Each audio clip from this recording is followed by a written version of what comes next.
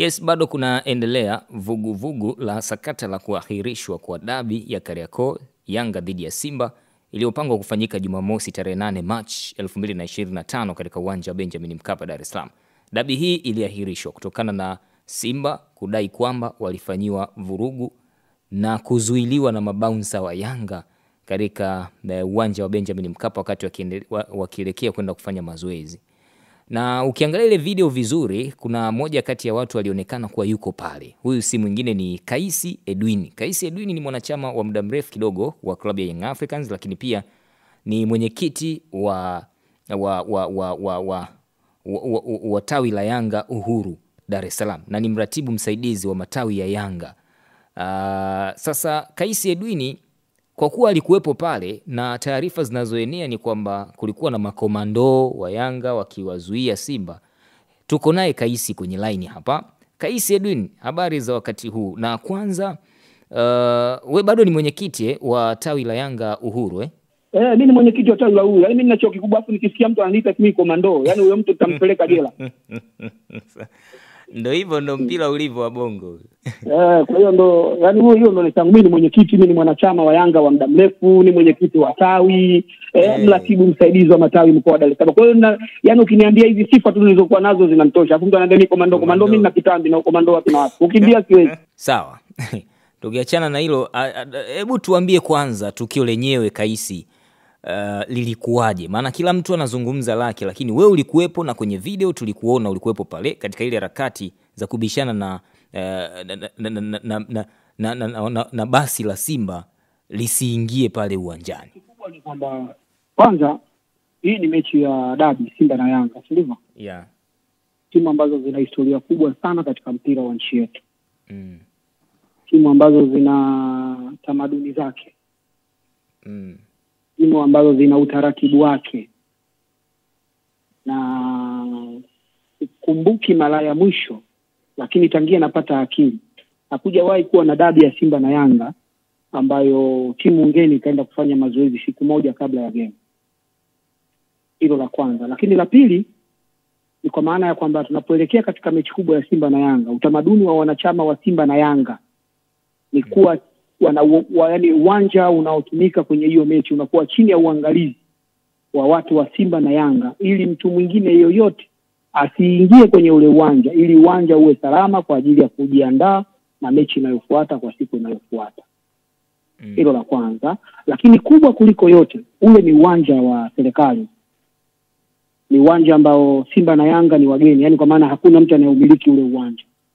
Ni uwanja ambao uko chini ya serikali, uwanja ambao unalindwa na taasisi za kiserikali, kwa maana ya kwamba Suma JKT ndio alopewa dhamana ya kuulinda ule uwanja, wakiwa bosi wao meneja wa uwanja wa taifa ambaye yupo. Sasa watu kweli wanazungumza, na ukisikiliza mazungumzo ya watu ni kwamba kuna watu wanatafuta sababu. Wanatafuta sababu ya kukwepa mambo yao ya kimsingi ya kiutaratibu na kanuni zao. Wanatafuta ni wapi tuangushe jumba bovu. Lakini kimsingi si komando au si mtu wa Yanga wala Simba ambaye ana mandate ya kumzuia mtu yoyote kuingia kwenye ule uwanja zaidi ya Suma JKT ambao wamepewa dhamana na serikali. Kwa hiyo hilo la kwanza. Lakini la pili, kama mliangalia vizuri, mnazo hizo video, mmeenda kwenye hilo tukio husika, na ndio uhalisia. Uwanja ulifungwa, geti la kuingilia magari limefungwa chini ya ulinzi wa Suma JKT ambao walitoa amri ya mtu gari yoyote hairuhusiwi kuingia ndani bila wao kupewa maelekezo na meneja wa uwanja. Lakini baada ya Simba na Yanga, kwa maana ya kujazana kwenye lile eneo la tukio, na baada ya gari la Simba kufika pale, immediate jeshi la polisi liliingia. Sasa hapo huyu anayekuja na maneno na sababu ya kusema kwamba kwa makomando wa Yanga sijui walilizuia basi la Simba, hayo ni mambo ya uongo. Hizo video zinaonyesha gari la polisi likiwa limeblock basi la Simba lisiende kwenye geti la kuingilia uwanjani. Kwa hiyo kwangu mimi ni taarifa watu wanajaribu kuzizusha, kupotosha ukweli na kutouongea uhalisia kwa sababu tu wanazozijua wao, kwa ajili ya kuchafua taswira za watu ambao wapo kwenye mpira, au kwa maana kwamba wana mention lakini kuyahusisha makundi ambayo hayahusiki hata chembe, hayana power authority ya kufanya hicho ambacho wao wanakizungumza. Ingekuwa ule uwanja uko chini ya Yanga, ni uwanja wa Yanga, unamilikiwa na Yanga, tungesema walinzi wa pale wanaolinda ule pale uwanja ni walinzi wa Yanga, ndio wamefanya hilo jambo. Uwanja wa serikali kweli? Mnaacha watu wenye dhamana ya kulinda ule uwanja wanaenda kuwashushia jumba bovu watu ambao hawahusiki na mamlaka ya kulinda ule uwanja. Okay, zingetokea vurugu, tungesema kuna vurugu, mashabiki wa Simba na Yanga wamefanya vurugu, kwamba timu ndio vurugu. Haziwezi zikasababisha mtu asiingie kwenye mlango wa mtu, ule mlango umefungwa, watu wako nje ya barabara, ndivyo wanapiga story, wanaongea, wanafanya hiki, wanashangaa tu simu zinapigwa za kipolisi, wanashangaa JKT wakaendelea na msimamo wao, wanashangaa staff hivyo. Ni vitu vya kawaida, watu wa barabarani kabisa, ndivyo. Sasa uwezo ukachukua watu wa barabarani ukawajumuisha kwenye jambo kubwa na sensitive kama hilo la kusema kwamba kundi la watu fulani eti ndio limezuia. Ungetokea rabsha basi baina au mnaita sijui makomando wa Simba na Yanga, basi wangefanya rabsha, wangepigana, wangesukumana, wangefanya nini, kitu ambacho hakikuonekana hata nukta kwenye tukio zima la pale. Kwa hiyo watu waongee ukweli, wakimuogopa Mwenyezi Mungu, wawe na hofu ya Mungu, watangulize uweledi wa kanuni zao zinavyoelekeza kwenye kusimamia mpira wao, lakini wasiteue tu kundi hili walibebeshe mzigo ili wahalalishe kile ambacho wamekifanya ambacho kiko nje ya utaratibu wa mpira. Kwa hiyo kwangu mimi, kama wana ujasiri, wanaweza wakaongea ujasiri mbele ya Watanzania, waseme tu wazi kwamba JKT walituzuia tusiingie uwanjani kwa sababu ndio wenye haki ya kulinda ule uwanja. Waseme jeshi la polisi lilituzuia kwa sababu ndio magari yanaonekana pale, hata kwenye hizo picha, hata kwenye hizo video, hata kwenye uhalisia. Na hata usiku ule ukiangalia watu wa Simba walikuwa wana complain na polisi kwamba imewazuia wasiingie uwanjani. Sasa hivi leo hizi zinakuja zinatengenezwa evidence kwamba kuna kundi sijui makomando wa Yanga waliwazuia watu wa Simba. Huo ni uongo ambao haupaswi kuachwa tu hivi hivi. Ni kwa vile tu hatujapata hizo taarifa za mamlaka ya hao wanaotuumwa au makomando. Lakini kwenye hili mimi ningekuwa ndio kiongozi wa hao makomando wanaowasema, unakwenda mahakamani kwa maana kwamba kuna watu wanataka wawachafue, unaona, bila sababu za msingi, waende kwenye uhalisia, waongee uhalisia. Simple. Ushaona, tunaposema tusaidie mpira wetu, basi tuongee kile ambacho kipo. Tusitengeneze tu taarifa kwa maslahi tu ya kundi la watu fulani kwa sababu wanataka walalishe jambo fulani. Hii sio sawa kwenye mpira wetu. Ulikuwepo pale na kwenye video tuliona ulikuwa mkizozana sana. Baada nini kilisababisha mpaka mzozo ukawa vile? Hakukuwa na mzozo. Hakukuwa na mzozo kwa maana ya kwamba kulikuwa kuna story tena watu wa Simba na Yanga wanaongea friendly. Kwa sababu hakuna mtu mwenye mandate ya kwenda kufungua ule pale mlango. Na watu wa Simba wanasema watu wa Yanga msiingie, watu wa Yanga wanasema watu wa Simba wasiingie. Lakini yale magari, sijui utaratibu wa mabasi ya Simba, sijui viongozi, sijui wachezaji, huo ulikuwa ni utaratibu wa mamlaka zinazofika na uwanja ambao ndo wale wa bloku. Kilichobaki pale kulikuwa kuna story. Hakukuwa na vurugu ya aina yoyote. Hakukuwa na mzozano wa aina yoyote. Kulikuwa kuna story tu friendly. Wanapita pale sio kina Mohamed Nasoro, wanapita pia kina Chiko wale Max Sabali, wanapita wale kina nani huyu Sabali msaidizi ambaye huyu alikuwa Azam, wanapita watu wanapiga story. Anakuja Abasi Mratibu, watu wanapiga story. Hakukuwa na ugomvi wote, anashuka Al Imam, watu wanapiga story. Wanashangaa kwa nini mamlaka zinawazuia wasiingie ndani. Sasa watu wasihamishe kwa sababu wanacheza na Yanga, wakasema watu wa Yanga wamewazuia.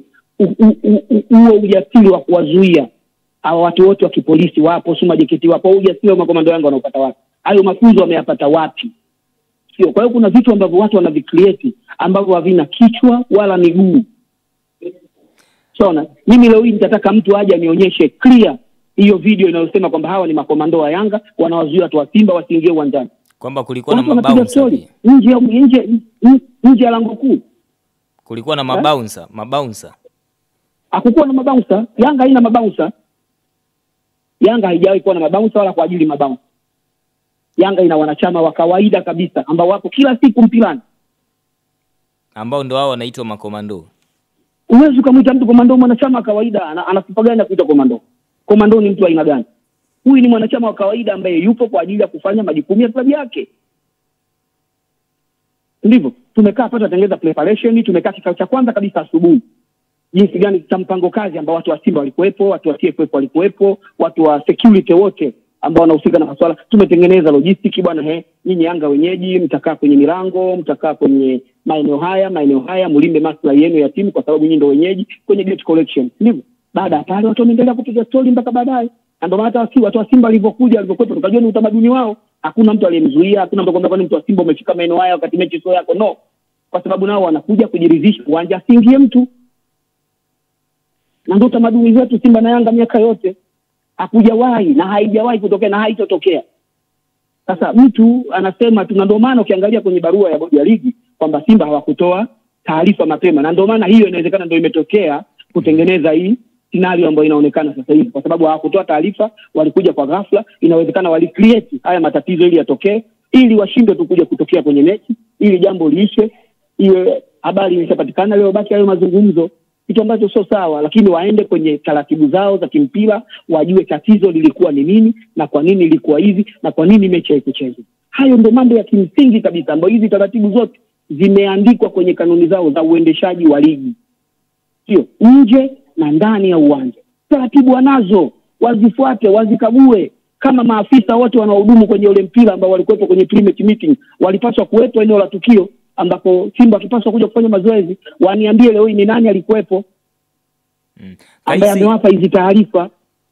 Umeona? Lakini leo hii mtu anacreate eti kulikuwa kuna makomando wamezuia. Ni vitu vya nonsense. Komando nani ambaye anaweza akawazuia basi zima eti mlango Yanga walikuwa wanafunguza ule mlango? Maana ile ni geti kubwa ambayo ili upite ni lazima kufuli lifunguliwe, mnyororo utolewe, wapandishe zile loki, geti lifunguliwe. Nani mwenye mandate hiyo zaidi ya Suma JKT? Inasemekana kwamba ilifika wakati waliruhusiwa waingie, lakini nyinyi mkakataa lile gari jingine lisi. Hayo ni maneno ya watu. Anayetoa ruhusa ni nani?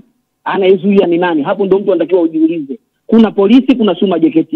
Yaani leo hii Suma JKT sema tumepewa go ahead hawa waingie. Wangefungua geti ile liwe wazi, afu muone watu ambao wanasema kwamba wamezuia wamekaa mbele pale.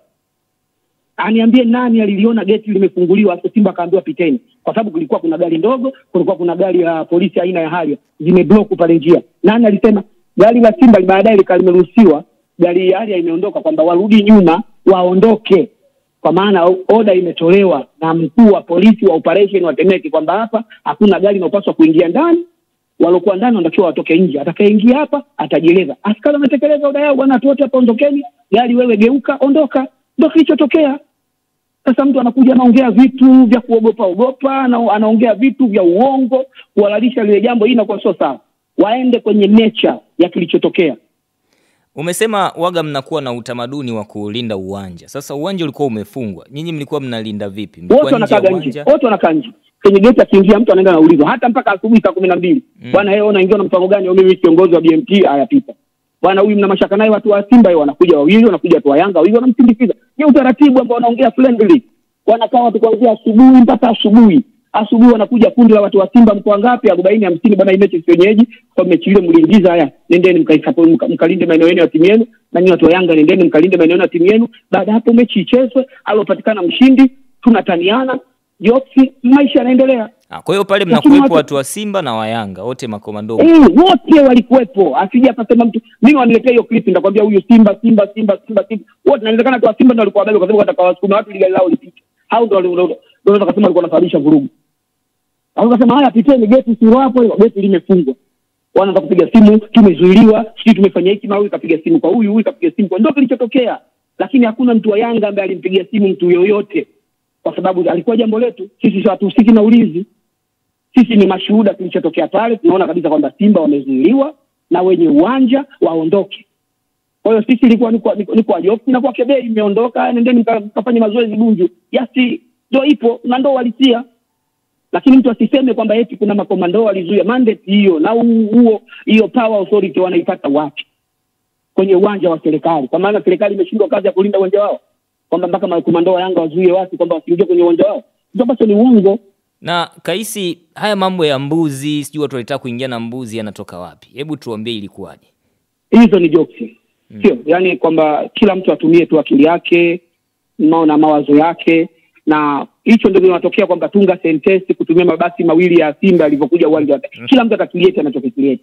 Lakini mimi napenda kuongea uhalisia na nature ya kitu kilichotokea. Siwezi kujiinvolve katika vitu ambavyo sikuviona. Ndivyo nimeona tu basi la Simba kubwa imekuja BM ndio ilikuwa gari ya kwanza kuondoka, ikaja gari za coaches baada hapo wakageuza gari wakaondoka, wakashuka wakajadiliana kule, umeona. Baada hapo wakaingia kwenye gari hapo mbele wakiwa watu maaskari wakizuia watu wasisogee kabisa kwenye lile geti.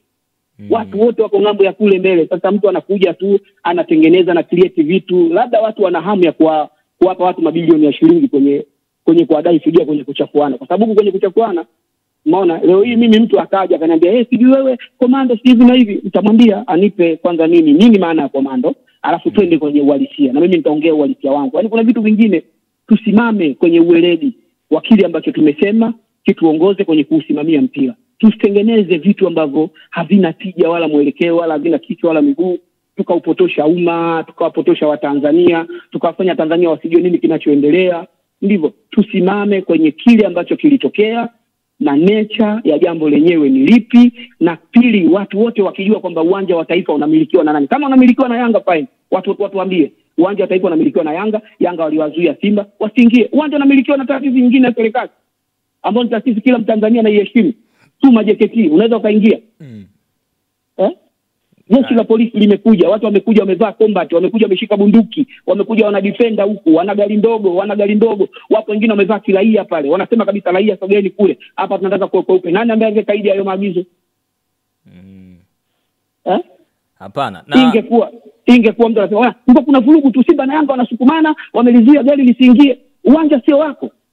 Ingekuwa kaunda kweli tungesema ili yote tungejibu kwamba kweli tumewazuia kwa sababu 1 2 3. Uwanja wa Taifa, uwanja ambao sisi hatuhusiki hata nukta kuulinda na kuusimamia, uwanja ambao unalindwa na kamera, wana CCTV kamera, waziwashe wawape ushahidi waone. Maana CCTV kamera ipo mpaka kwenye main gate ambapo watu wote walikuwepo.